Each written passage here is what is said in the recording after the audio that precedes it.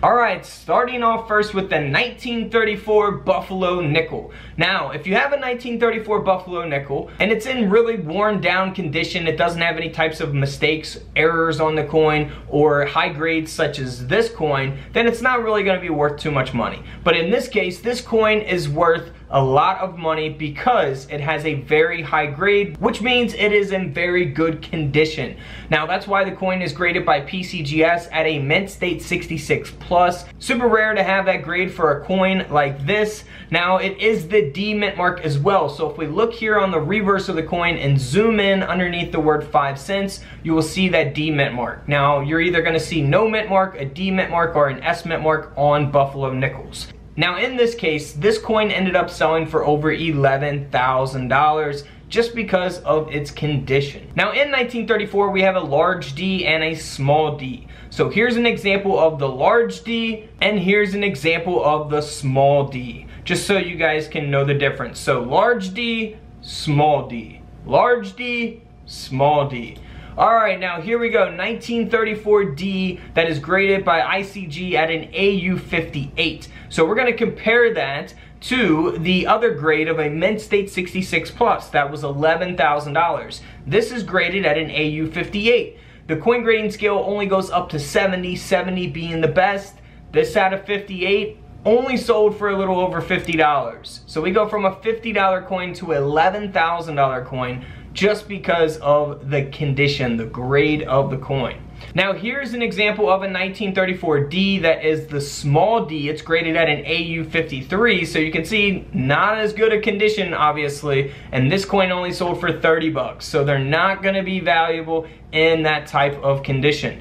But here's another example of a 1934. Now this is going to be the no mint mark, so we will not have a mint mark underneath the word 5 cents on the reverse. Now this coin ended up selling for over $8,500 because of its mint state 67 grade. Very, very, very high grade there. Again, we could compare that to a 1934 no mint mark that is graded by PCGS, the coin grading company, at an AU58, and this coin only sold for around $90. So it all depends on when you sell the coin, the demand, how many of these coins are graded at a specific grade. If there's only, you know, a couple of them out there that's graded at a mint state 67 like this coin, then that is going to increase the value tremendously. Of course, that is the grade population. How many of those coins are graded at that grade? Now here's a 1934 mint error coin. This coin has been struck off center, which we can see here on the right side of the coin.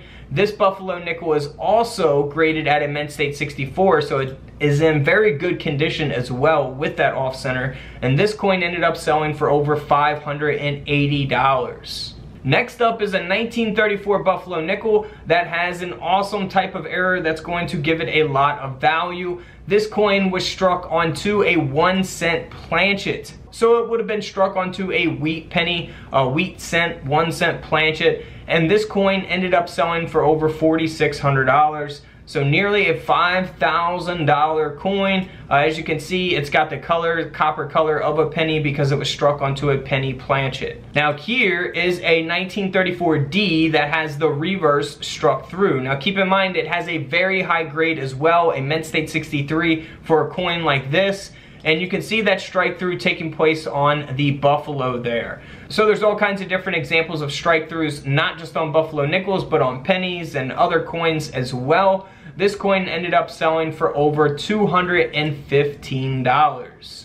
Now here are some other Buffalo nickels that are worth money. Here is a couple examples of an RPM, a D mint mark that has been repunched, a repunched mint mark RPM. So you will find that mint mark on the Buffalo nickels underneath the word 5 cents on the back of the coin. So there will be a D or an S or no mint mark at all. Now, if you want to see your coins up close, all you have to do is get you a USB coin microscope from couchcollectibles.com. Like I said, link is always in the description below. So here is that 1935 Buffalo nickel that has that repunched mint mark. Now keep in mind, this coin here is not a mint stated grade or anything. It's graded at an extra fine 40, so it's not in the best condition, but definitely not in the worst condition either. But definitely a circulated coin here. Now this coin here sold for nearly $1,000, and that is because of the RPM, the repunched mint mark.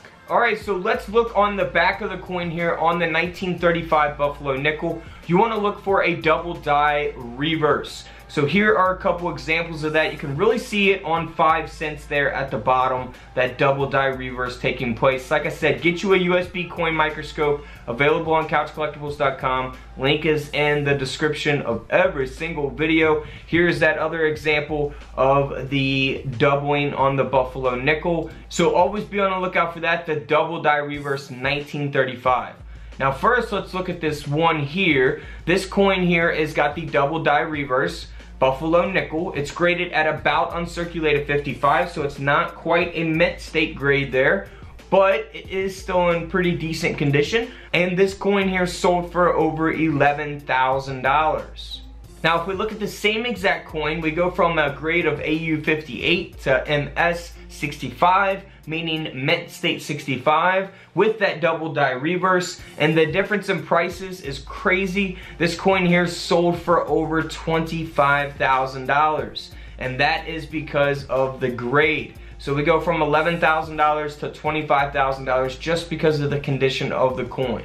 Here is another double die reverse that's sold on eBay. Well, sold for nearly $15,000. You can see that it actually says sold for, not asking price. So this coin is the double die reverse. It is graded by PCGS at a mint state 64, and it did sell for nearly $15,000 on eBay.